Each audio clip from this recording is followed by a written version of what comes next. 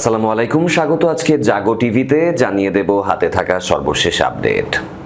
Mojtaba Khamenei 40তম ধাপের হামলা, সবচেয়ে বড় আক্রমণ। ইরান হিজবুল্লাহর যৌথ অভিযানে 5 ঘন্টা চলছে 3 ইসরায়েলি শহর। ইরানের নিরলস ক্ষেপণাস্ত্র বর্ষণে জর্জরিত ইসরায়েল, নথিভুক্ত ক্ষতির দাবি 9000 ছাড়িয়েছে। টেলিভিশনে দেয়া প্রথম বক্তব্যে যে হুঁশিয়ারি দিলেন আয়াতুল্লাহ মোজতাবা খামেনি।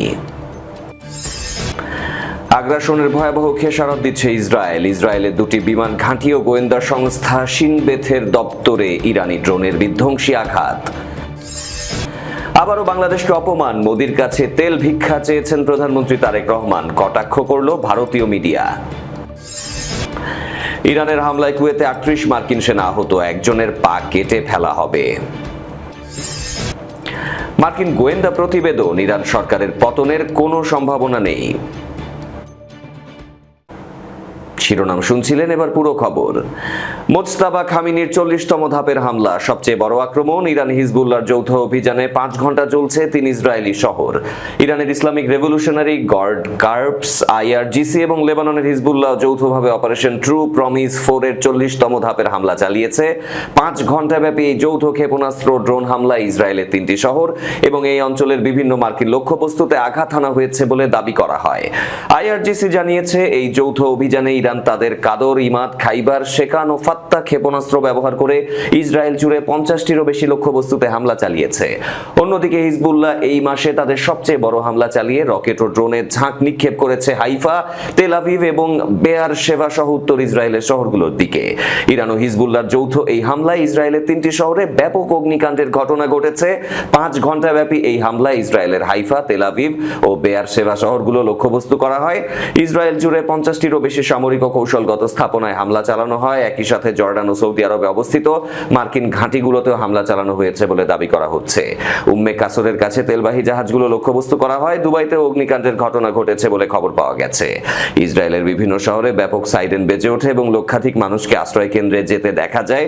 ইসরায়েলের প্রতিরক্ষা বাহিনী আইডিএফ জানিয়েছে, তাদের আকাশ প্রতিরক্ষা ব্যবস্থা সক্রিয় হয়েছে এবং বহু ক্ষেপণাস্ত্র প্রতিহত করা হয়েছে। তবে এত বিপুল সংখ্যক ক্ষেপণাস্ত্র ড্রোনের মুখোমুখি হয়ে তাদের প্রতিরক্ষা ব্যবস্থা কিছুটা বিপর্যস্ত হয়ে পড়েছে বলে খবর পাওয়া গেছে। আইআরজিসি এক বিবৃতিতে বলেছে, এটি একটি শক্তিশালী ঐক্যবদ্ধ ফ্রন্টের বার্তা। আমরা আমেরিকা ইসরায়েলের অযৌক্তিক আগ্রাসনের জবাব দিচ্ছি। এই অভিযান প্রমাণ করে যে মুসলিম দেশগুলো একত্রিত হলে তারা বিশ্বের সবচেয়ে শক্তিশালী শক্তির মোকাবিলা করতে পারে। বিবৃতিতে আরো বলা হচ্ছে, মোজতাবা খামেনির নেতৃত্বে এই অভিযান প্রমাণ করেছে যে প্রতিরোধ অক্ষত এবং তারা শত্রুদের যে কোনো চ্যালেঞ্জের মোকাবিলায় প্রস্তুত। হিজবুল্লাহর এক মুখপাত্র বলেছেন, এটি আমাদের এই মাসের সবচেয়ে বড় হামলা। আমরা ইরানের ভাতৃপ্রতিম বাহিনীর সাথে কাঁধে কাঁধ মিলিয়ে ইসরায়েলের বিরুদ্ধে লড়াই করছি। ফিলিস্তিনিদের ভূমি মুক্ত না হওয়া পর্যন্ত আমাদের এই লড়াই চলবে। মার্কিন সেন্ট্রাল কমান্ড এই হামলার তীব্র নিন্দা জানিয়েছে এবং এই অঞ্চলে তাদের সামরিক প্রস্তুতি জোরদার করেছে।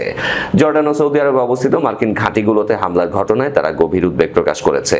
মার্কিন পররাষ্ট্র দপ্তর বলেছে, ইরান ও তার সহযোগীদের এই আগ্রাসী কর্মকাণ্ড আঞ্চলিক স্থিতিশীলতার জন্য হুমকি। আমরা আমাদের মিত্র স্বার্থ রক্ষার প্রয়োজনীয় পদক্ষেপ নেব। দুবাইতে অগ্নিকাণ্ডের ঘটনা এবং উম্মে কাসরের কাছে তেলবাহী জাহাজে হামলার খবরে উপসাগরীয় অঞ্চলে উদ্বেগ ছড়িয়ে পড়েছে। সংযুক্ত আরব আমিরাত, সৌদি আরব ও ইরাক তাদের নিরাপত্তা জোরদার করেছে। তেলের বাজারের প্রভাব পড়তে পারে বলে বিশ্লেষকরা মত দিচ্ছেন। এটি ইরান হিজবুল্লাহ সামরিক সহযোগিতার একটি নতুন অধ্যায়। তারা দেখিয়েছে যে তারা কেবল অস্ত্র ভাগাভাগি নয়, যৌথ অভিযানও পরিচালনা করতে পারে। ইসরায়েলের জন্য এটি একটি বড় চ্যালেঞ্জ, মন্তব্য করেন নিরাপত্তা বিশ্লেষক ডক্টর মোহাম্মদ আলী। ইরানের নিরলস ক্ষেপণাস্ত্র বর্ষণে জর্জরিত ইসরায়েল, নথিভুক্ত ক্ষতির দাবি 9000 ছাড়িয়েছে। ইরান ক্ষেপণাস্ত্র ড্রোন হামলা 11তম দিনে পৌঁছেছে, যার ফলে ইসরায়েল অভূতপূর্ব অর্থনৈতিক ও নাগরিক ক্ষতির সম্মুখীন। ইসরায়েলি কর্তৃপক্ষ তথ্য বলছে, এই হামলায় ক্ষতিগ্রস্ত ভবন, যানবাহন ও অন্যান্য স্থাপনার জন্য 9000-এর বেশি ক্ষতিপূরণ দাবি নথিভুক্ত হয়েছে। ইসরায়েলের ট্যাক্স অথরিটি জানিয়েছে, 11 দিনের যুদ্ধে তারা মোট 9115টি ক্ষতিপূরণ দাবি পেয়েছে। এর মধ্যে 6586টি দাবি ভবন ক্ষতিগ্রস্ত হওয়ার, 1044টির দাবি আসবাবপত্র সরঞ্জাম ক্ষতিগ্রস্ত হওয়ার এবং 1485টি দাবি যানবাহন ক্ষতিগ্রস্ত হওয়ার বিষয়ে। সবচেয়ে বেশি ক্ষতিগ্রস্ত হয়েছে তেল আভিভ, যেখানে 4609টি ক্ষতিপূরণ দাবি নথিভুক্ত করা হয়। আশকেলন, বেইত শেমেশ ও বেয়ার শেভা এলাকায় 3664টি দাবি, আকার এলাকায় 494টি এবং তিবিরিয়াস এলাকায় 167টি দাবি নথিভুক্ত। ইরানের Islamic revolutionary guard corps IRGC operation true প্রমিসের অংশ হিসেবে এই হামলা চালাচ্ছে। এই অভিযানে হোলন ও বাতিয়াম স্টেডিয়াম সহ কেন্দ্রীয় ইসরায়েলের শহরগুলোতে ক্লাস্টার মিউনিশন ব্যবহার করা হয়েছে। ইঞ্জিনিয়ার্স অ্যাসোসিয়েশন অফ ইসরায়েলের চেয়ারম্যান ইগাল গোভরিন জানান, আগের যুদ্ধের তুলনায় এবারের হামলায় ক্ষয়ক্ষতির ধরন ভিন্ন। তিনি বলেন, পূর্ববর্তী অভিযানে আমরা শত শত কেজি ওয়ারহেড যুক্ত ক্ষেপণাস্ত্র দেখেছি যা পুরো ভবন ধ্বংস করতে সক্ষম ছিল, কিন্তু এই পর্যায়ে ইরান ক্লাস্টার মিসাইল পাঠাচ্ছে যার প্রতিটি অংশে অনেক কম বিস্ফোরক থাকে। তাই কোনো ভবন পুরোপুরি ধ্বংস হওয়ার সম্ভাবনা খুবই কম, তবে বড় বিচ্ছুরণ সমস্যাজনক কারণ এটি বেশি জায়গায় পৌঁছে যায় এবং মানুষের জন্য ঝুঁকি তৈরি করে। ইনস্টিটিউট ফর ন্যাশনাল সিকিউরিটি স্টাডিজের তথ্য অনুযায়ী গত জুনে ইরান প্রায় 1600টি ক্ষেপণাস্ত্র ও ড্রোন নিক্ষেপ করলেও বর্তমানে এই পর্যায়ে নিক্ষেপের সংখ্যা 600-র কম, তবে সতর্কতা সংকেতের সংখ্যা উল্লেখযোগ্যভাবে বেড়েছে। গত জুনে সতর্কতা সংকেত ছিল প্রায় 20,000, যা বর্তমানে প্রায় 42,000-এ পৌঁছেছে। এই চাপের মধ্যেও প্রধানমন্ত্রী বেনিয়ামিন নেতানিয়াহু ইরানিদের সাথে যুদ্ধ চলমান রাখতে প্রতিরক্ষা ব্যয় বাড়ানোর সিদ্ধান্ত নিয়েছেন। ইসরায়েলের মন্ত্রিসভা 2026 সালের বাজেটে প্রতিরক্ষা ব্যয় প্রায় 111 বিলিয়ন শেকেল বাড়িয়ে প্রায় 140 বিলিয়ন শেকেল বা 42 বিলিয়ন করার অনুমোদন দিয়েছে।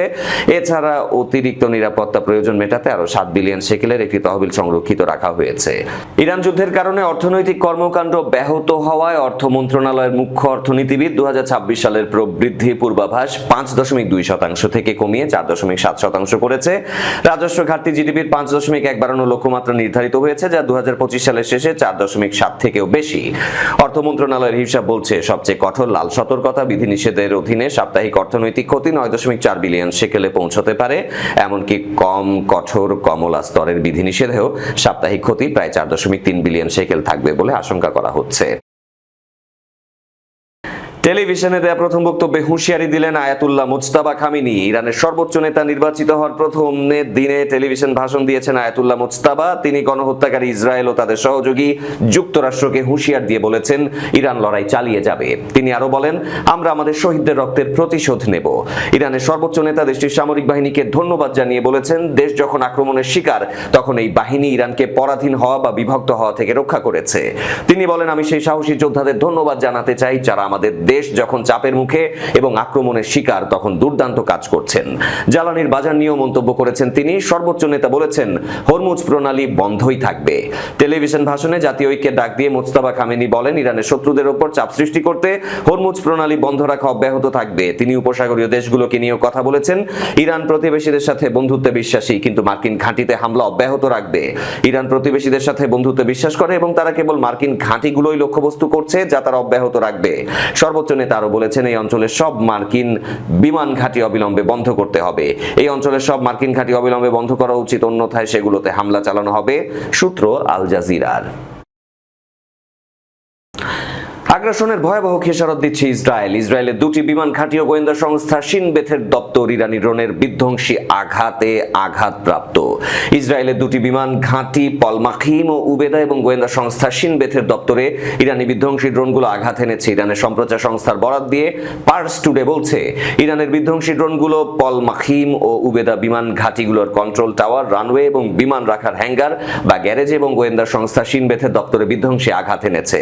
তেল আভিভের কাছে অবস্থিত পলমাখিম বিমান ঘাঁটিতে রয়েছে কৃত্রিম উপগ্রহ উৎক্ষেপণ কেন্দ্র, ক্ষেপণাস্ত্র পরীক্ষা কেন্দ্র এবং ডেভিড স্লিং বা দাউদদের নিক্ষেপক নামক ক্ষেপণাস্ত্র প্রতিরক্ষা সিস্টেম সহ বিভিন্ন ক্ষেপণাস্ত্র বিধ্বংসী সিস্টেম ও এরমেস 900 নামক ড্রোনগুলো মোতায়েনের কেন্দ্র। উবেদা বিমান ঘাঁটি ইহুদিবাদী ইসরায়েলের কৌশলগত স্থাপনাগুলোর অন্যতম এবং বিমান সেনা প্রশিক্ষণের অন্যতম কেন্দ্র। এতে মোতায়েন আছে মার্কিন F-22 জঙ্গি বিমান। শিনবেত ইসরায়েলের ঘরোয়া বা অভ্যন্তরীণ গোয়েন্দা সংস্থার অন্যতম। নানা ধরনের নিরাপত্তা অভিযান চালানো, গুরুত্বপূর্ণ ব্যক্তিদের ও স্থাপনাকে রক্ষায় সমন্বয় সাধারণের কাজ করা এই সংস্থার অন্যতম কাজ। সূত্র পার্স টুডের। মোদির কাছে তেল ভিক্ষা চেয়েছেন প্রধানমন্ত্রী তারেক রহমান। কটাক্ষ করল ভারতীয় মিডিয়া।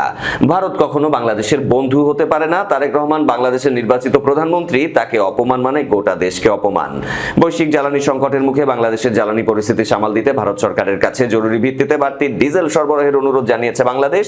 এই ঘটনাকে ঘিরে ভারতের বিভিন্ন সংবাদ মাধ্যম বেশ কুৎসামূলক, কটাক্ষমূলক শিরোনাম ও মন্তব্য দেখা গেছে, যেখানে বিষয়টিকে তেল ভিক্ষে করে নাকি অভিহিত করে কটাক্ষ করা হয়েছে। জ্বালানি নিরাপত্তার মতো একটি সংবেদনশীল ও আন্তর্জাতিক বাণিজ্যিক বিষয়কে এভাবে তেল ভিক্ষা বা হাত পাতার মতো অবমাননাকর শব্দে প্রচার করায় ক্ষুব্ধ বাংলাদেশি সাধারণ মানুষ। এটি বাংলাদেশ ভারত দ্বিপাক্ষিক সম্পর্ককে ছোট করে দেখা শামিল বলে অনেকে মনে করছেন। জানা যায় বাংলাদেশ সরকার জ্বালানি তেলের মজুদ স্বাভাবিক রাখতে এবং মধ্যপ্রাচ্যের অস্থিরতার কারণে বিকল্প উৎস খুঁজছে। এটি যে কোনো দেশের জন্য একটি স্বাভাবিক প্রশাসনিক পদক্ষেপ, কিন্তু এটিকে ভারতের উপর বাংলাদেশ সম্পূর্ণ নির্ভরশীল এমনভাবে উপস্থাপন করা হচ্ছে যা জনমনে বেশ ক্ষোভের সৃষ্টি করেছে। ভারতের একাধিক সংবাদ মাধ্যম বাংলাদেশের এই স্বাভাবিক পদক্ষেপকে তাদের বর্তমান সরকারের জন্য একটি অস্বস্তিকর পরিস্থিতি হিসেবে তুলে ধরেছে। বিশেষ করে তারেক রহমানের নেতৃত্বাধীন সরকার কেন ভারতের কাছে জরুরি ভিত্তিতে 50,000 মেট্রিক টন অতিরিক্ত ডিজেলের জন্য আবেদন করলো তা নিয়ে অনেক জায়গায় ভিক্ষা চাওয়া বা দিল্লির কাছে হাত পাতার মতো শব্দ ব্যবহার করে হেয় প্রতিপন্ন করে প্রতিবেদন প্রকাশিত হচ্ছে। বিশ্লেষকরা বলছেন বাংলাদেশ জ্বালানি তেলের জন্য কোনো একক দেশের উপর নির্ভরশীল নয়, বরং নিয়মিত বাণিজ্যিক চুক্তির আওতায় তেল আমদানি করে। ভারতের সাথেও ফ্রেন্ডশিপ পাইপলাইনের মাধ্যমে বাণিজ্যিক ভিত্তিতে জ্বালানি লেনদেন হয়, কিন্তু ভারতীয় মিডিয়া বিষয়টিকে একটি রাষ্ট্রীয় বাণিজ্যিক লেনদেন হিসেব না দেখিয়ে যেভাবে ভিক্ষা চাওয়ার মতো করে উপস্থাপন করছে তাতে বাংলাদেশিরা উদ্দেশ্য প্রণোদিত অপপ্রচার হিসেবেই দেখছেন। বাংলাদেশে ফ্যাসিস্ট হাসিনার পতনের পর থেকেই ভারতীয় গণমাধ্যম একটি অংশের বিরুদ্ধে বাংলাদেশ নিয়ে একতরফা ও বিভ্রান্তিকর সংবাদ প্রচারের অভিযোগ আছে। এর আগেও তারেক রহমানের বক্তব্য বিকৃত করার ঘটনা ঘটেছে, জানিয়ে বাংলাদেশের ফ্যাক্ট চেকিং প্রতিষ্ঠানগুলো তাদের প্রতিবেদনে বিস্তারিত তুলে ধরেছে। গত 28 ফেব্রুয়ারি থেকে শুরু হওয়া সংঘাতের মধ্যে ইরানের ড্রোন ও ক্ষেপণাস্ত্র হামলায় কুয়েতের অন্তত 38 মার্কিন সেনা আহত হয়েছে। আহতদের মধ্যে একজনের পা কেটে ফেলা প্রয়োজন হবে। আহত সেনাদের মধ্যে 13 জনকে যুক্তরাষ্ট্রে এবং বাকি 25 জনকে জার্মানিতে চিকিৎসা দেওয়া হচ্ছে। হাসপাতালে ভর্তি সেনাদের আহতের ধরন হলো ব্রেইন ট্রমা, আগুনে পোড়া এবং শার্পনেলের আঘাত।